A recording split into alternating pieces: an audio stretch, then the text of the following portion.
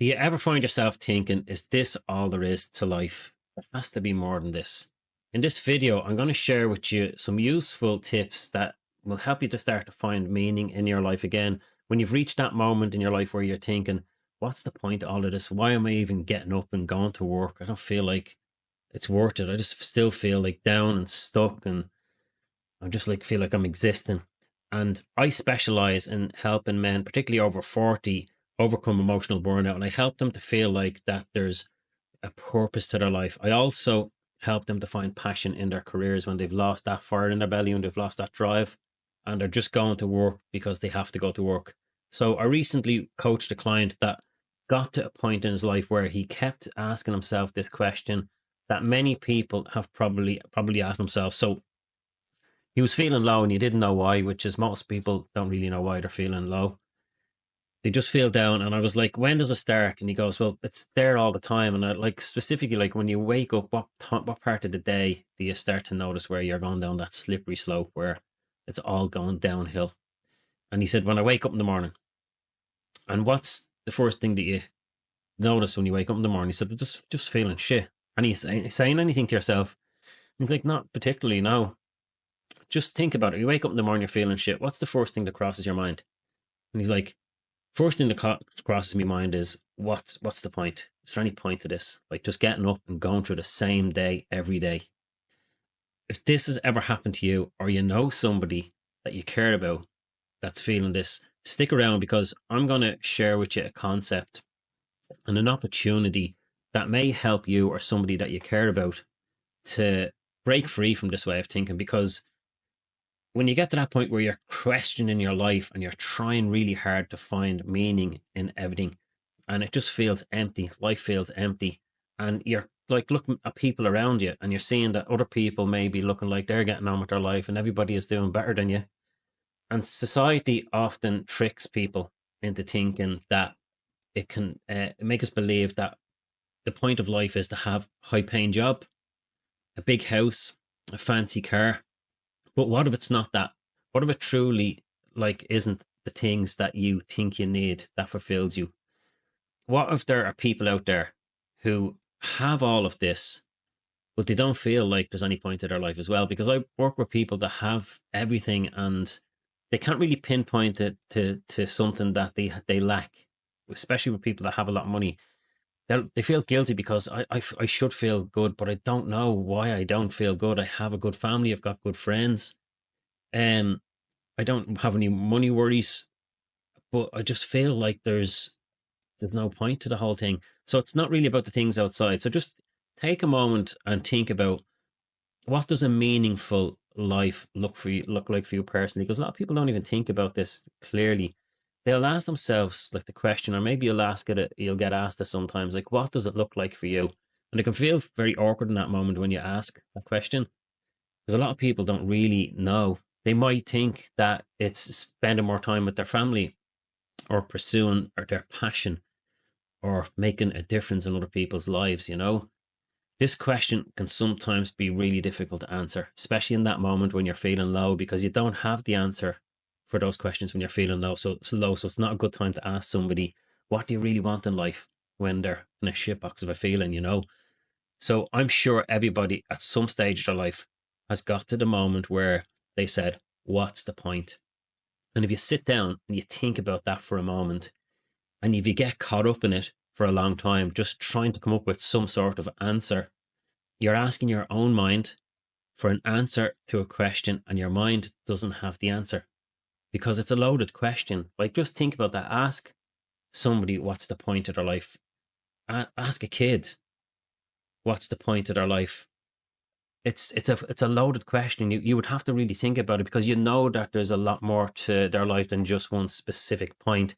And it's not really the question itself that has some sort of the definite answer. Like, I can't even come up with a point for somebody's life, not even for my own. In my experience, I found that it's better not to try and make life so small that it fits into any sort of description. It kind of trying to put it into a description that you could articulate easily. You could describe and put it into this box and say, this is what the point is. I think I figured it out. I know it's pretty hard to wrap your mind around the idea of letting go, of trying to figure it out, because people are obsessed with thinking they need to know something, they need an answer for something. That answer is going to make you happy and it's going to make you feel like you understand it. But it's better. It's better to live your life differently. There's a better way to do it. Like trying to put the meaning of your life into some sort of description, into some sort of little box, and saying to yourself, I've got it now. At least I know.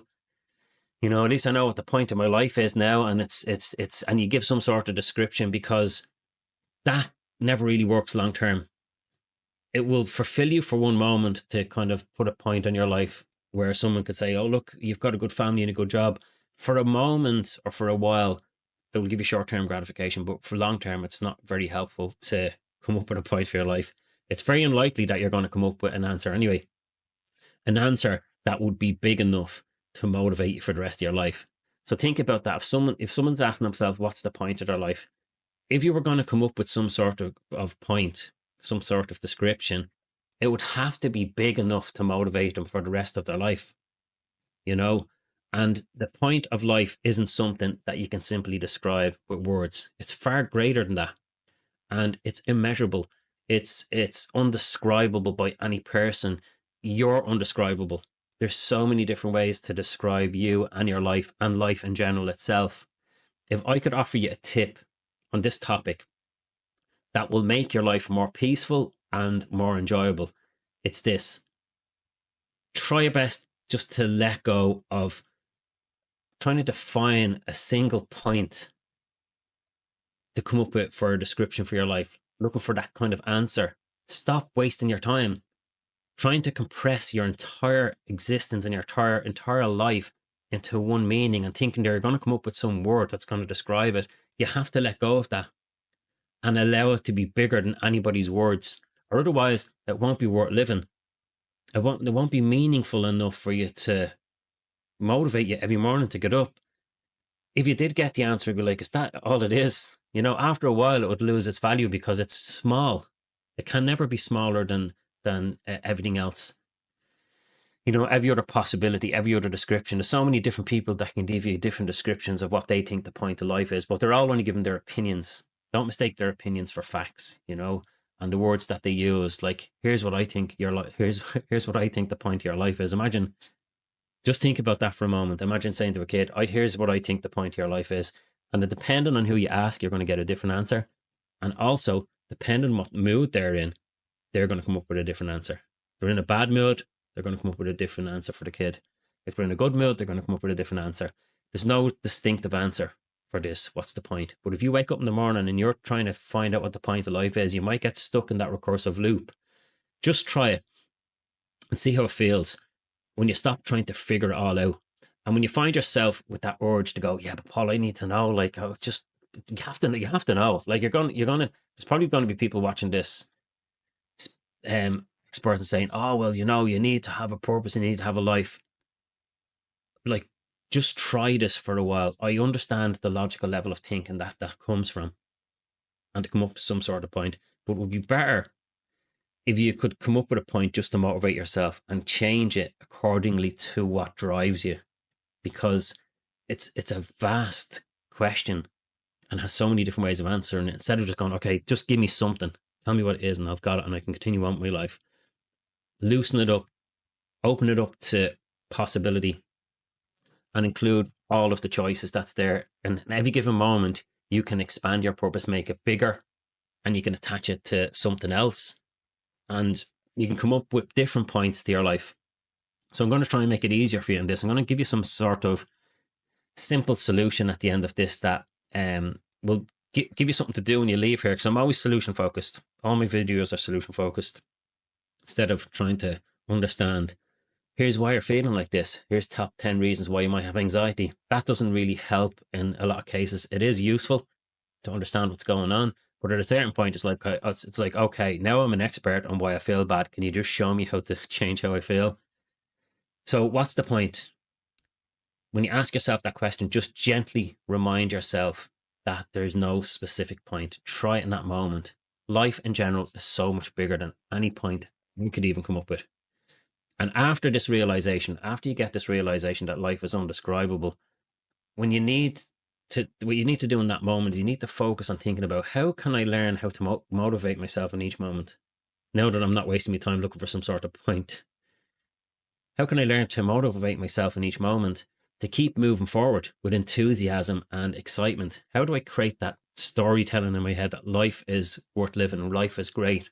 Here's what the good things are in my life. Instead of asking yourself, what's wrong with my life, or what are the good things? I don't know. It's getting the power to be able to put meaning on things, the small things in life, creating the meaning inside of you on purpose, because the meaning that you're coming up with for what life is not life. It's your description of life. And that description that you're using to describe what's happening outside will stir up feelings inside. And anybody can challenge it. None of it's true. They're just words to stir up feelings. So if you're going to come up with a point for life, do it on purpose and make it motivate you with enthusiasm and excitement, like a curious child, like a curious 5-year-old from Mars, like a kid on Christmas morning that hasn't really learned how to talk to themselves in a negative way. And if you ask them what life is, what's the point of life, they don't really understand. They don't have an answer. So they're not tormented with going, oh, I think I need to know. It must be this. It must be that. It must be this thing over here. Just ask yourself, what do I need to change about how I'm talking to myself? I'm going to help you as best I can. So when you're thinking that, and you're thinking, so that when I change how I talk to myself, that this better way of thinking will make me feel better instead of making me feel worse or more confused. Or even worse, you're asking yourself questions and you're coming up with more answers why your life's not worth living. Just as best you can, you're just going to have to understand how to let it go. These are simple principles that if you apply them, you won't have to do too much. But people are obsessed. I need to know what's wrong with me. I need to know why. What's the point to it all? They're looking for answers that maybe there's no answer for. It's that the answer to that is loaded. It's open to interpretation and it can be challenged by anybody. And I'm going to do my best to help you simplify your thinking, and so that you can change how you feel from the inside. By giving you these little tips along the way, you're going to start to get control over your own thinking, and you decide what things mean, and you decide what the point of life is, but doing it on purpose, and know that you're doing it, and know that when you're coming up with the point of life, that it's not a fixed description. It's just words that you're using to focus your attention on something small that makes you feel better. And on the outside of that is every other possibility. And you can change, you can introduce that possibility into your life. All of those infinite different ways of describing what the point of life is. I'm going to give you these little tips. Some of my videos are going to be a little bit longer than the short videos, because those short videos don't really have any learning in them. They're just quick solutions that eventually you just kind of forget because you're on to the next thing. Just listen to these like a podcast, and eventually something will just click with you, and that obsession that you get of wanting to make your life into a small point will start to fade. For me, it's about letting go of trying to figure it out. Some people don't like letting go because they're afraid to let go, but you're only letting go of an idea. You're not letting go of anything. You're letting go of thoughts. You're letting go of trying to find a meaning for what your life is. And if you're going to try and figure out how to find meaning, it would be better to find meaning in the small things in life that's around you. When life feels empty, it's crucial to learn how to put value on the small things. My tips, I hope, are going to give you these simple principles that eventually it'll start to build up a foundation in your thinking, and it will start to help you to change how you think yourself from the inside out. So you'll need my videos and everybody else's less and less and less. This isn't easy. It's not hard, but it's not easy. It's going to be unfamiliar. But I can recommend a book that covers this simple topic. And it will help you have a simple technique. I'll give you the simple technique. But the book I recommend that you get, it's a fascinating book. It's one of my favorite books. And it's called Counterclockwise by Eleanor Langer, a professor of psychology in Harvard. I know the name's a bit weird, especially if you live in Cork. But she's done these studies with old people where she actually reversed their age. Scientifically documented by doctors and scientists. Big Pharma weren't too happy about it because she brought 80-year-old men into a study, and she was able to bring them into a study and within 5 days, she reversed their age markers by 30 years. So they left the study with an average age of 50. All of this was documented. If you read the book, you'll see what I'm talking about. I don't want to give too much away because the book is fascinating when you read it. There's all sorts of studies with old people. Basically, what she done was she brought old people into a study where she got them to be in the 1950s. So they spent a lot of money on the study. They built a village. The village was dressed up like it was the 50s. The old men get off the bus, and Eleanor Lang says, get off the bus and pay attention to what's new and different. So listen to these words. Pay attention to what is new and different, because this is what you're going to be taking away from this video. Those simple words that will help you to use your quality of attention to look for new things. And your brain loves novelty. It doesn't like certainty. You're looking for certainty, asking what's the point to your life. What your brain really wants to release endorphins hang out in uncertainty, and uncertainty lives in new and different. So new and different and uncertainty, they live together, and your brain doesn't like certainty. So even if you did come up with an answer, what your point of your life is, that would be certain. And guess what? Endorphins don't like certainty. They like novelty. So she gives you the tip. Notice what's new and different. This book offers valuable insight and finding and being able to find meaning in everyday moments in a positive way instead of thinking about the small things. So anyway, she done the study, and the men finished the day, the 5 days in this village that was dressed up like the 1950s. Everything was the 1950s. The TVs, the restaurants, the food, the music, the waitresses, all 1950s. And when the men got off the bus, you didn't have to tell them to look for new and different things. They were just, their attention was just like, oh my God, look at this is great. And their attention was outside, and it was being entertained by novelty, new and different. Even though it was set back in the 50s, it kept their attention outside, and it kept them looking for new and different things. And there's a lot of science behind this study. When she checked their age markers, their hearing increased, their bone density increased, their hearing increased by 20%, their bone density increased, their hair started pigmented back to its original colour, their eyesight increased by 20%. They went in on Zimmer frames, and on day 5, they were playing touch football at the bus stop with Eleanor Langer. There's so much science behind this and research that I've done since I read the book that backs it up, and I understand how it works now, and I added this way of thinking onto my life. She said do it for a minute a day or less. I'm like, I'm going to do it longer than that. So the solution she gives is look for what's new and different. See, can you notice something new and different that you may not have even noticed before? Like right in this room that you're in right now. And when you're going around, even if you're sitting in your garden or outside, just look for things with curiosity that you've never seen before without judgment. Just like, oh, didn't notice that there, because you'd be surprised what you notice. A lot of people are stuck in their head all of the time, you know? So to look for what's new and different. I know I've covered a lot on this, and it might feel like there's a lot to process. And I know what that feels like. I've been there too. If you're feeling a bit lost or unsure about the next steps, just remember as best you can, just let go of wanting to figure things out and just get on with your life. And just imagine handing that question, what's my life about? What's it all mean? What's the point? Imagine handing that question back over to the place where it came from. It came from the divine intelligence called the universe, maybe, if you want to call it that. Some people call it God, some people call it Buddha, some people call it the divine intelligence, some people call it the ether. But just imagine handing that question over to where it came from and letting it go. Just try it out. I'm not telling you what to do. I'm just giving you more choices.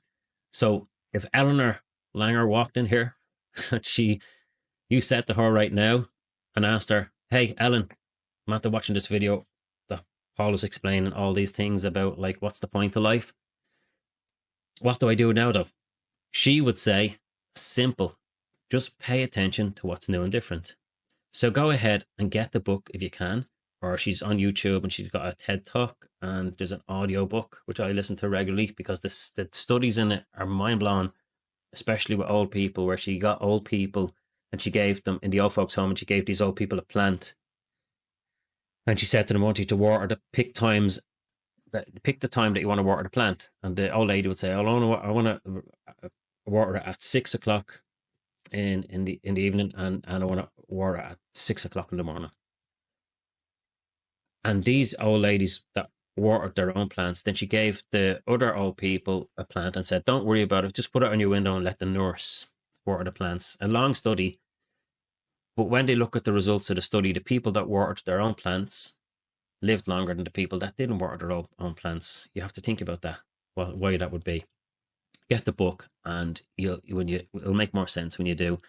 And your mission right now, if you choose to accept it, is to be more curious, to look for what's new and different, and even new and different ways of looking at the things you already have. You might have things that you've taken for granted, and you may be able to look at them a new and different way. Simple things, that you were excited when you got it, but then all of a sudden you took it for granted and you forgot that you had a new phone, or that you had your partner or your kids.